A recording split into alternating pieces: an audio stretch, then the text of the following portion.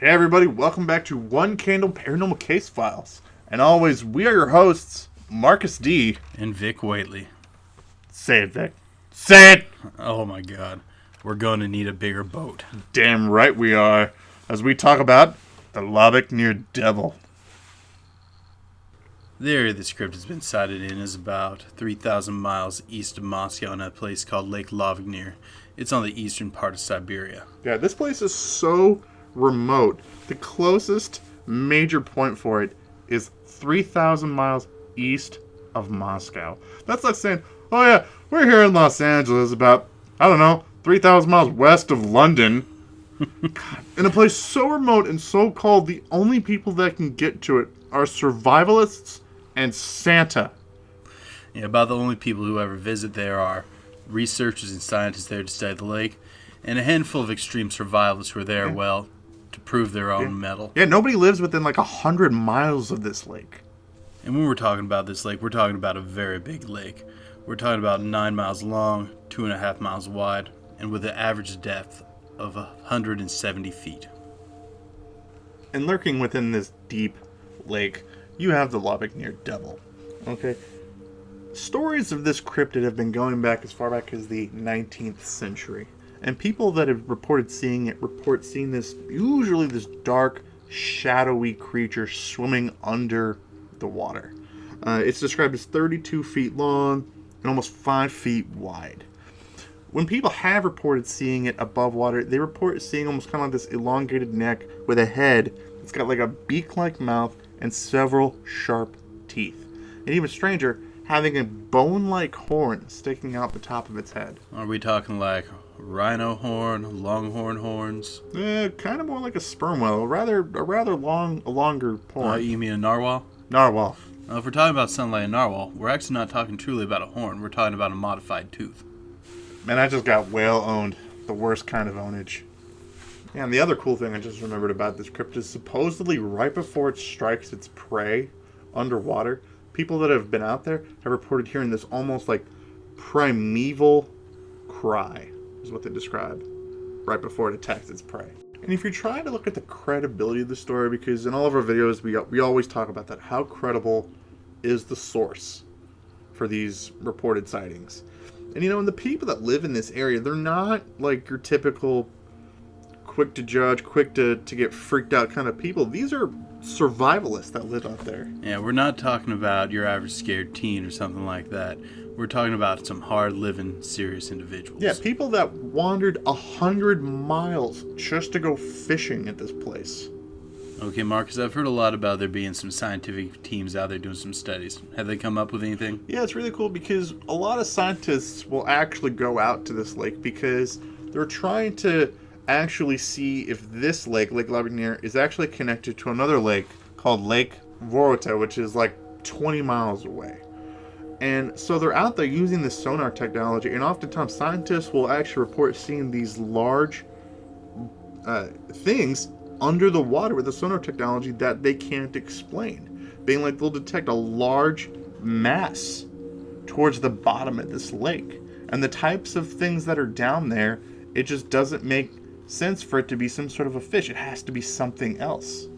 Yeah, as I understand, most of the fish that are known to live in that area, they're predatory or they're feeders, and so they're sticking mainly close to the surface. They're finding this stuff much further down, right? Yeah, and on the bottom, like the bottom of this lake is like dead. There's no vegetation. There's nothing for these bottom feeding fish to eat. So it had to be something big down there coming up to eat. Yeah, and we can find aquatic type creatures like this in lore, right? Oh yeah, history is filled with all sorts of types of sea serpents, particularly ones with horns are very reminiscent of many of the ocean-going ones. But something that I think is even better connection are some of the great worms from the Scandinavian legends. The descriptions that we're getting from this thing, it's very long, very thin, it's in isolated, very cold lakes. I think whatever we're talking about is very similar to the Scandinavian great lake worms. And with any sort of cryptid, you're going to have people that are trying to give you guys like the straightforward, skeptic, rational explanation of what these things are. The first one that it's some sort of a giant pikefish. Pikefish can get fairly large, but nowhere near much in this size. But what we could be talking about is some sort of local variation of the pike that's able to grow to a much larger size. Or we could be talking about a pike that's just simply lived for a very long time. It's been able to hunt many fish, grow throughout the course of their whole life.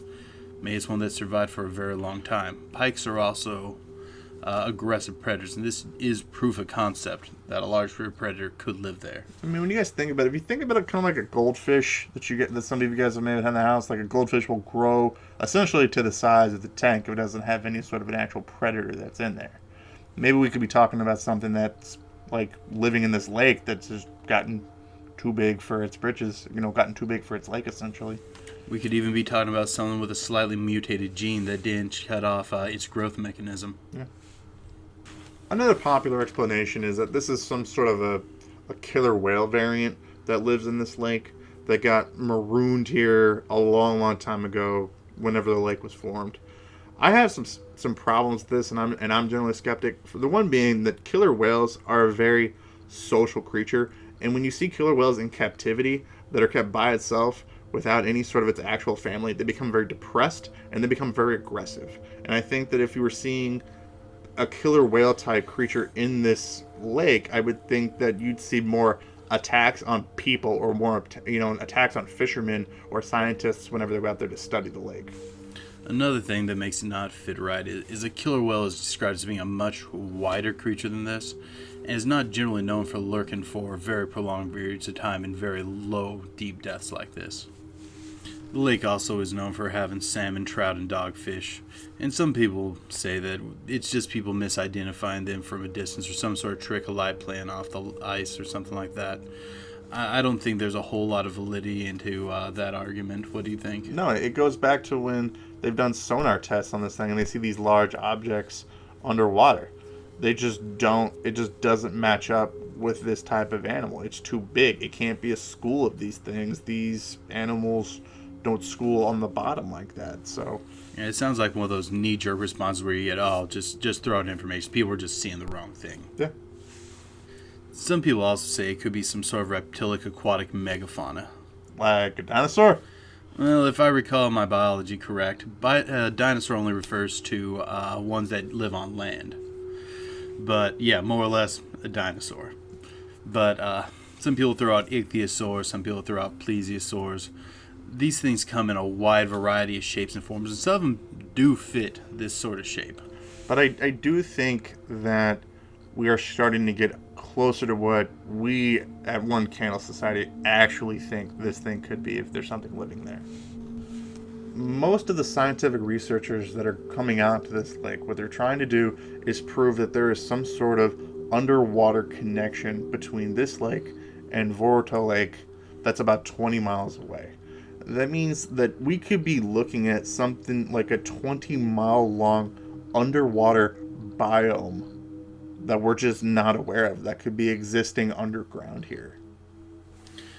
Yeah, I think there's a lot of opportunity for this to be some sort of unknown aquatic creature just that has not yet been identified by science. Because the biggest objection that people have to this cryptid being there as a cryptid this size is there's just not a large enough food source for something to just be living in this lake alone. So, Marcus, what's your thoughts on what this is? I think it's an unidentified animal.